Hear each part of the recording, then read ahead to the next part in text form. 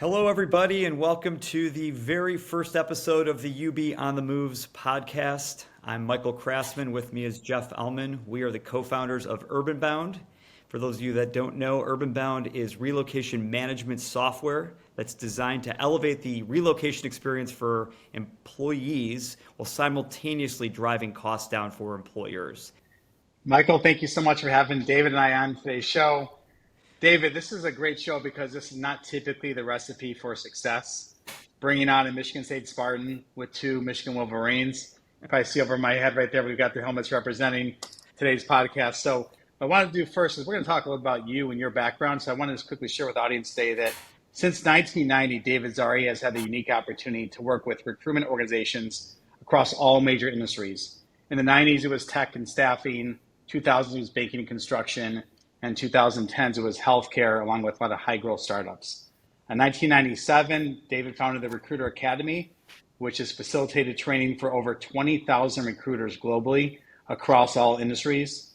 In 2009, David founded Lean Human Capital. And then most recently, David's been working as of 2019, 2022 as the SVP of Trinity Health. And as of last year, David is now the founder of RACR. And we are so excited to have David Szary as our guest for today. Welcome, David. Thank you.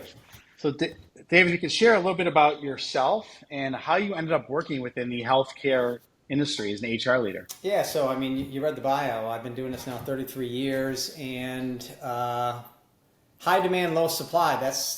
Those are the industries that find us, people like us, right? Especially Recruiter Academy. I found that folks that were attending our program were in those situations, right? High demand, low supply. How do I find more people, right? And all the spotlight's on recruitment. And the industries you mentioned, I grew up in the tech industry. Did a lot of work in banking, construction, and then, as we know, right, the labor deficit issues in healthcare. And so healthcare kind of found me in 2009.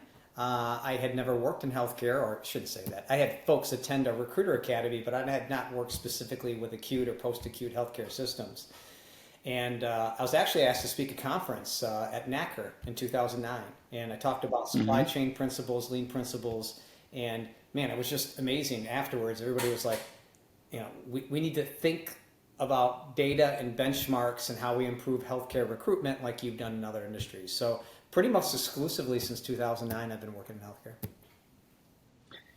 I would describe you as a change agent. Wherever you go, good change happens. Transformation follows you.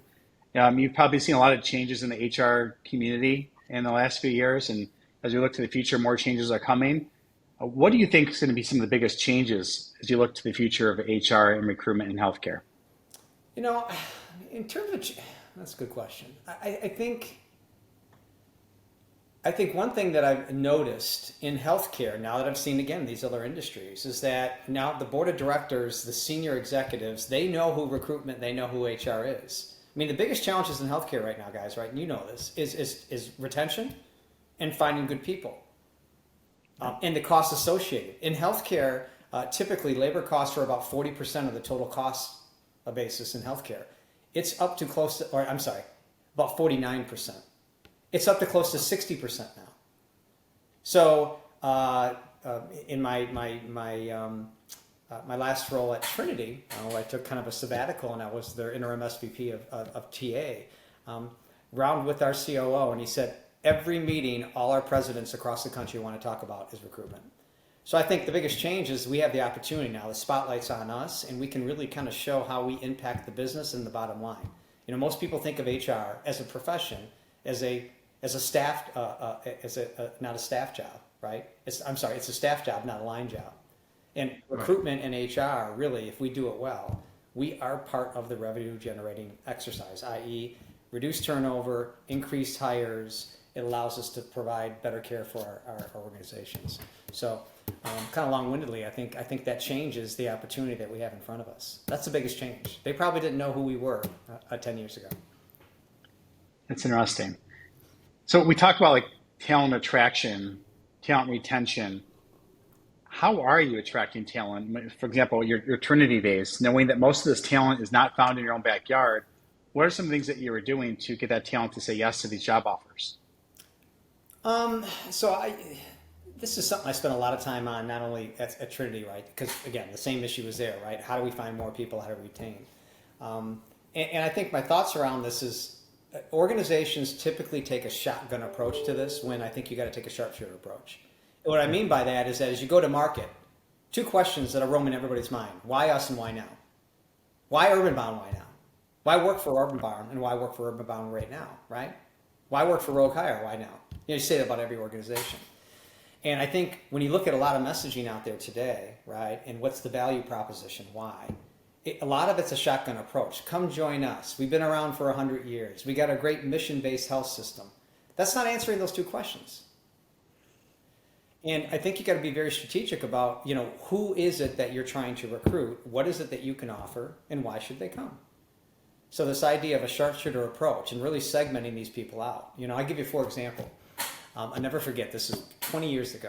And I was working with an organization. They were a mining company. And they were based in Duluth, Minnesota. And they said, we can't get engineers. I need specialized engineers to work in Duluth.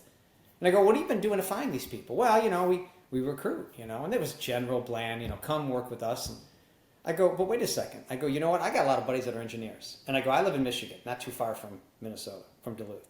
I go, and I got buddies that are engineers that drive 12 hours every weekend in the middle of the cold to go snowmobiling. That's their passion. So I said, why don't we start a campaign in all the states and say, if you spend 6 hours every Friday afternoon driving up north to snowmobile for 48 hours and then turn around to do it again, just come live in God's country. And this campaign was phenomenally successful. We ended up having more engineers than we could hire. But that's an example of a sharpshooter approach, and I don't think people are taking it today. They're just kind of bland out there, marketing, and hoping people show up.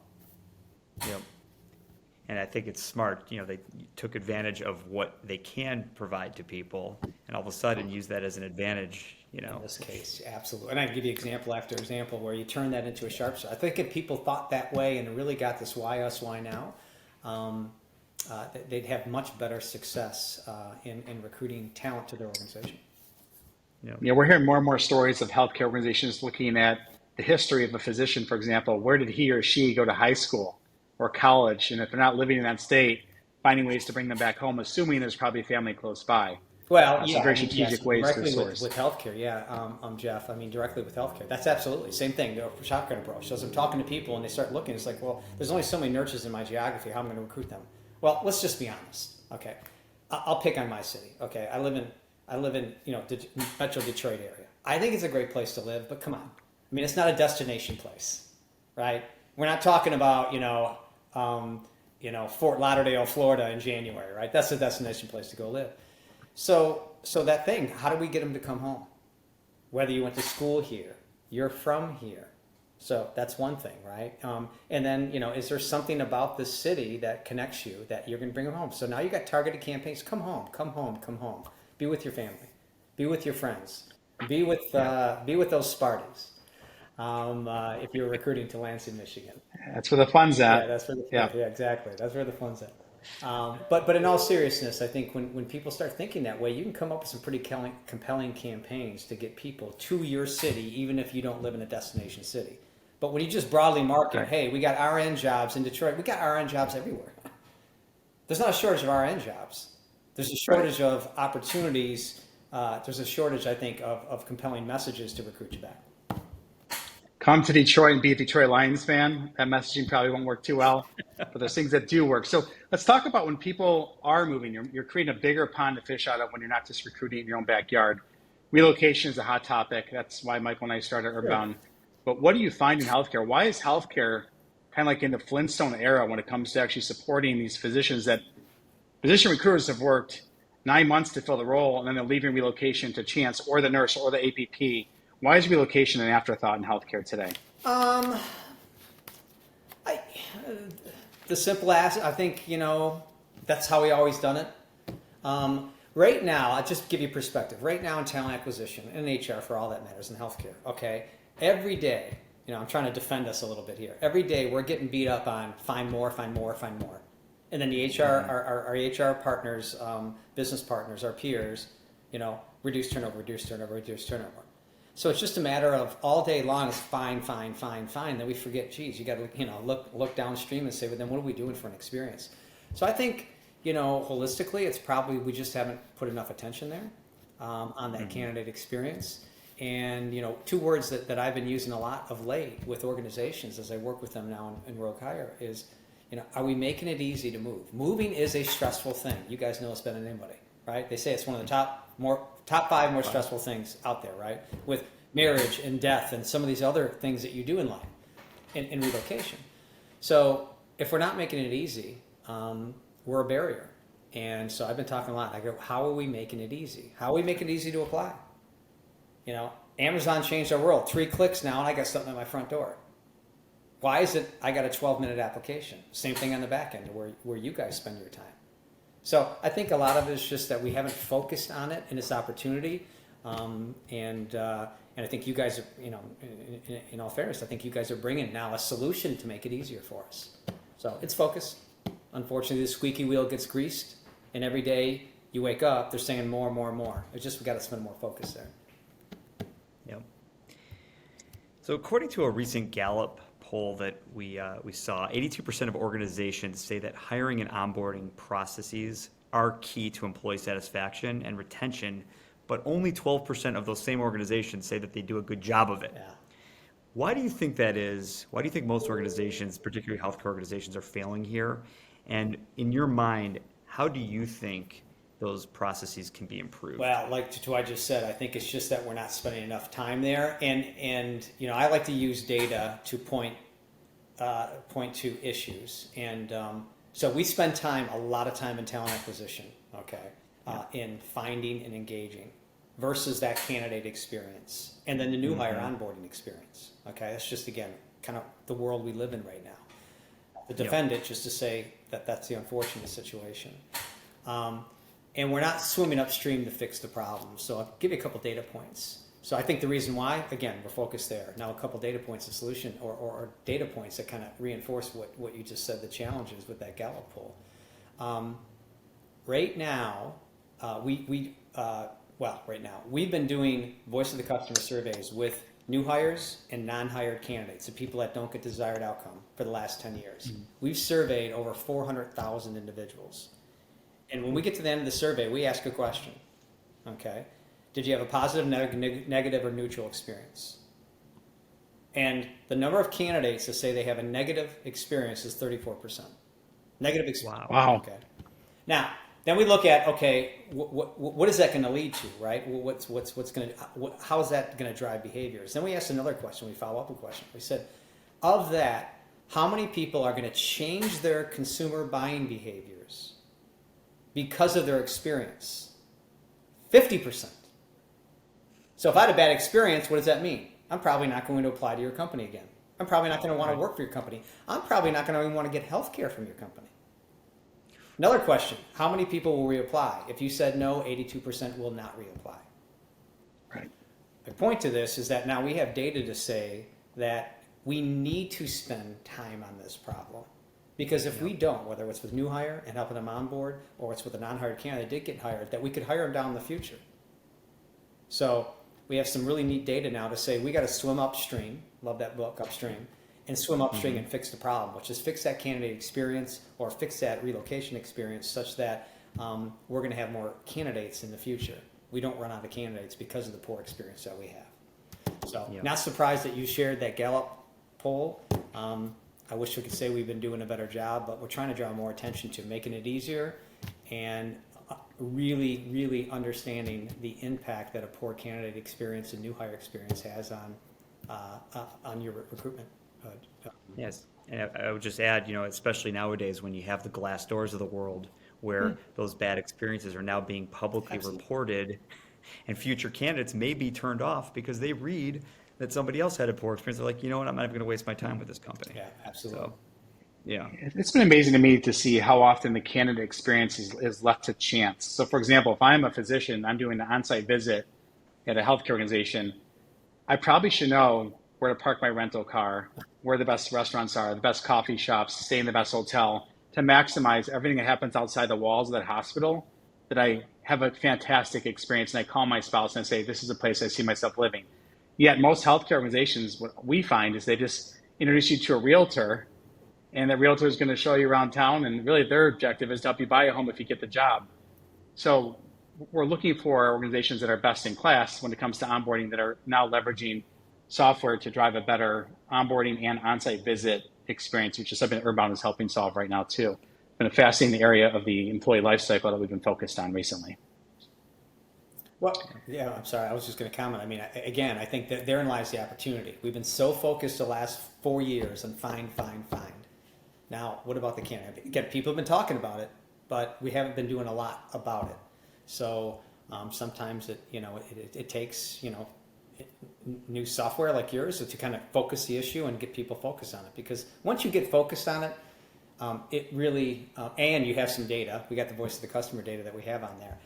It becomes very apparent that it's an area that you cannot afford to not pay attention to. Yep. Michael, you had a question? Yeah. So what, thinking about your business, what's something that keeps you up at night as part of your job responsibilities? Well, everything we're talking about here, I would say, one of the big things would be the fact that in healthcare, and again, it kind of draws to the conversation that we're having here today, but in healthcare, application volume is down 42% from where it was pre-COVID, okay? 42%. So the 42% off. Matter of fact, we're just finalizing our benchmark study for 2023. I was just on a call earlier today.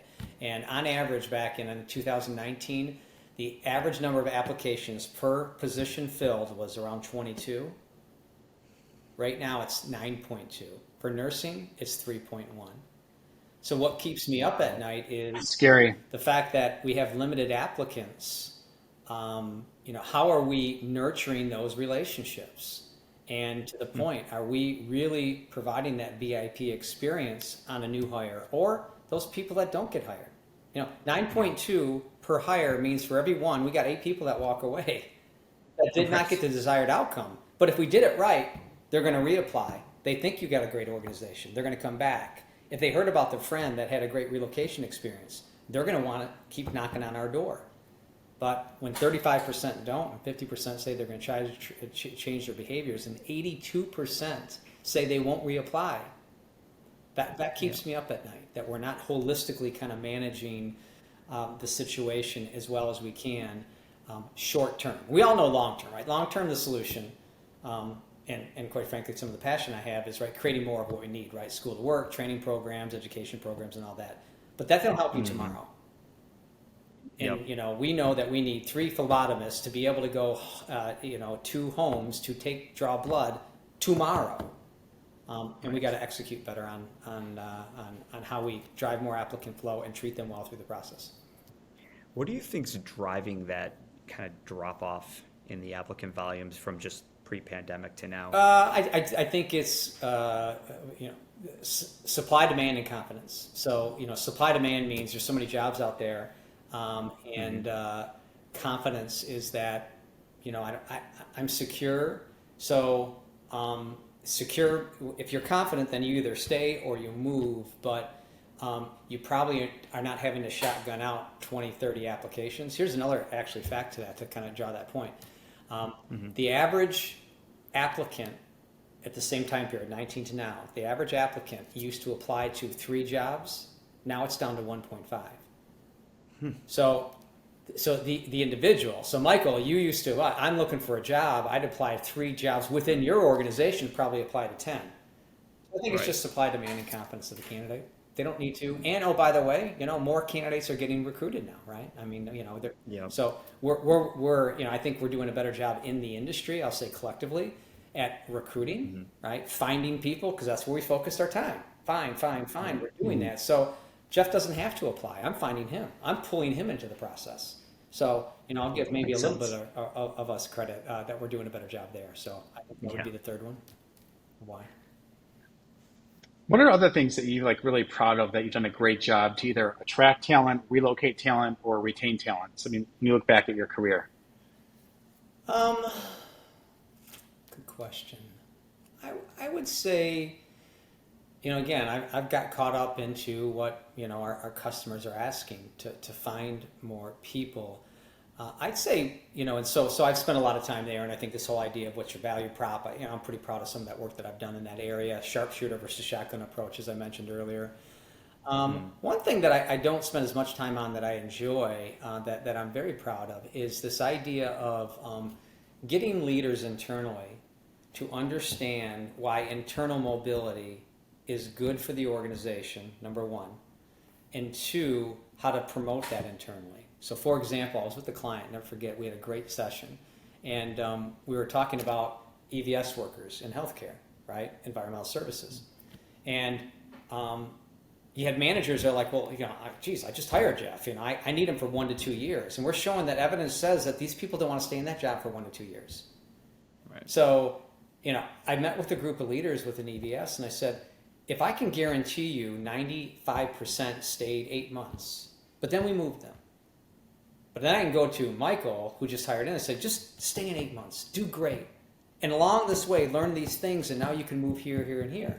So now I'm managing your turnover, Jeff. You're the manager, right? 95% are staying 8 months. You don't know if they're going to stay 2 months or 2 years. You're hoping they stay 2 years, but no one's staying 2 years. You're seeing your average tenure is 8 months. Right. So it's a tour of duty. Yeah, tour of duty. Tour of duty for exactly tour of duty. Yep. But oh, by the way, we're going to take advantage of the workforce development programs we have internally. And so we ended up doing that. And then I said, draw me a tree. Show me where some of your EVS people have worked. And it was amazing. We literally set them all in a room, and we literally gave them trees, right? Just blank trees. I go, and they were just drawing these phenomenal career boards. Like, oh, Michael started off in EVS, and now he's VP of blah, blah, blah, blah, blah. I said, so what I'm going to encourage you guys to do, which they did, is I said, I want you to put this tree of all the people that you have hired in and where they've gone, and put it outside your office. Yep. I love that. Because now I'm now the manager, Jeff. I'm rewarding you for your legacy. Your legacy is how many people you put to the print. In this case, how many athletes did you put into the pro ranks? Same thing here. Yep. So just trying to change the culture. So I think more and more can be done in that. It's just not internal mobility, but getting managers to understand that retention, or in this case, lack thereof, i.e. people moving every 8 months, it's not a bad thing. Yep. David, we had a fun question for you that we wanted to get your feedback on. So what is a purchase? This has nothing to do with healthcare, but we just want to get inside the mind of David Szary. What is a purchase of $100 or less that you've made in the last 6 months that has positively impacted your life? What can you buy? Purchase of $100 or less. What can you buy now for $100 or less? Yeah, that's a good question too. I don't know. Right. Yeah. $100 or less. I'm not a gadget guy, so I can't give you some new good gadget that's positively impacted my life. I am going to say that the things that positively impact my life for $25 and less is books. Yeah. I get the most out of reading books, and so like, for example, have you guys read Smart Brevity of late? Watch the YouTube video that was shared about brevity and how important it is. So, I read that book in a weekend, saw the video, right? TED Talk, and it's profoundly changed how I'm thinking about how I write anything. For $25. And I can go on and on about the different books that I've read, and different authors that I write. So I think if you said $100 or less really positively changing my life, has to be the books. It's the most economical way to change your life. Yep. Circling back to something that you said earlier about, kind of retention, what if there's like one thing that you've seen as of late that has really been something profound in terms of how an organization has helped to improve their retention? Can you share anything that you're seeing out there? Well, I think that's on everybody's mind. Pay more money, right? Right. Which, it's here's something funny. I've been doing this for 33 years, and I'm dying to find the company that pays the most money. Every company I've worked with over this time say we don't pay the most. So who is the company that pays the most? Who is that company? I don't care what industry. I don't care if it's banking, construction. Oh, we don't pay the most money. Then who is it? So anyway, Right. So I always kind of use that as like, don't use money as a crutch. Although we do know sometimes such demand and supply, we know it jacks up rates in the industry. We saw that with nurses in COVID, right? Yep. Yes. So one thing from a retention standpoint, it's one that, I wish I could say it was more profound than this, but it truly is that leader, employee relationship.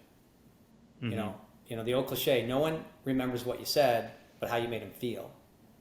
And you can feel really good. And, I'm sure you guys, and you've started and own your own businesses, but you create a culture, and people band together and they stay together. And that doesn't cost anything.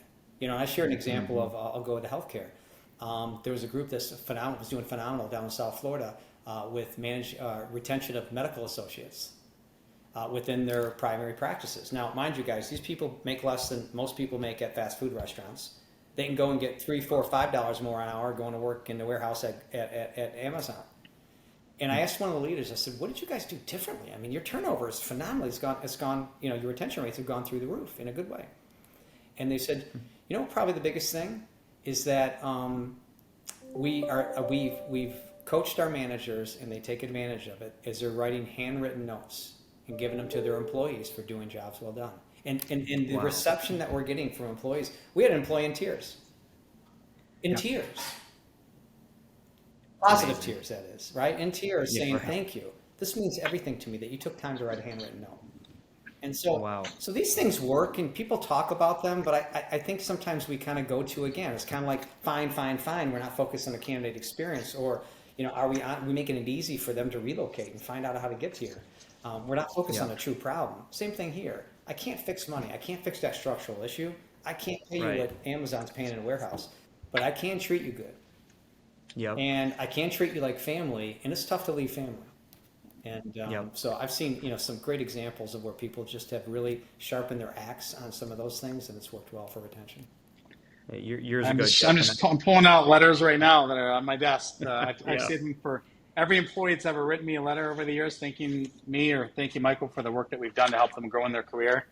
If my wife saw my drawer right now, she wouldn't be happy, but they're in a drawer, and it's getting bigger by the day. But letters are so great, because a lot of times I do believe people go home and they show it to their family about, words are one thing, but when you can actually show your spouse or your kids, look what my boss said about me. And you kept them. Yeah. It's really nice. Look at that. Look at how personal it was to Yeah. you. I mean, you have It is. you It's got your personal. junk drawer of letters. It's not a junk drawer. That's a very personal drawer to you because of what people have said. So, let's not, let's try to focus. Let's try to fix the big issues, money, benefits, all that. But don't. How'd you make that individual feel today?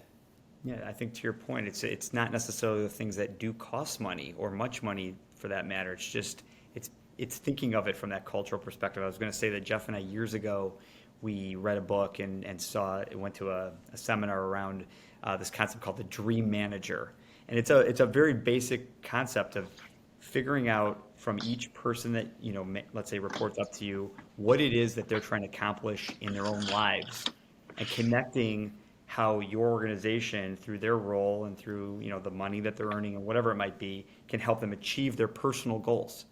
And when people make that connection, to your point about how does it make them feel to work at that company, they see the bigger purpose of what their job can help them accomplish for their own lives, and all of a sudden you get retention because they want to get that mission accomplished, if you will. Yeah.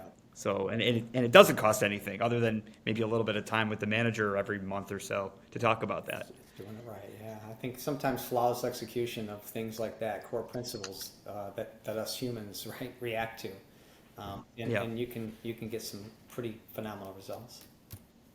Absolutely. So this has been a fantastic podcast, David. We're so happy to have had you as our first guest on the UB Moving podcast, and we look forward to many more podcasts in the future, and appreciate all the time you took and thought you share with everyone today. A lot of great experience sharing, a lot of actionable discussion items too, and we look forward to getting to know you better over the years too. Good deal. Yeah, Thank you so guys. much, David. Appreciate it.